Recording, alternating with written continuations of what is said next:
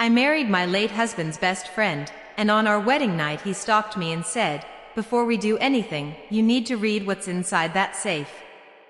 I'm 41. 6 years ago, my first husband, Peter, died in an accident that ripped my life in two. After the funeral, everything felt muted, like the world kept moving while I was stuck in place, surviving on coffee and silence. The one person who quietly held me together was Daniel, Peter's best friend.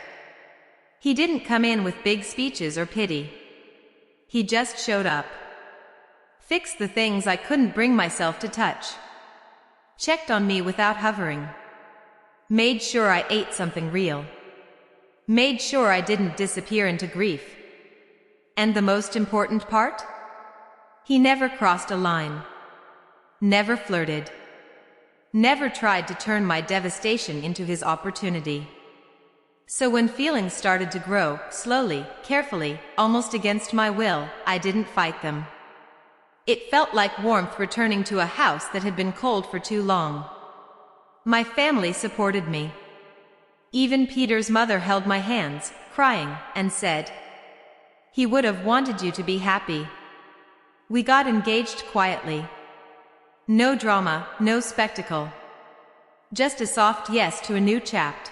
Our wedding was small, backyard string lights, simple vows, the people who truly loved us. For the first time in years, I felt like I could breathe again. That night, we went back to Daniel's house, our house now.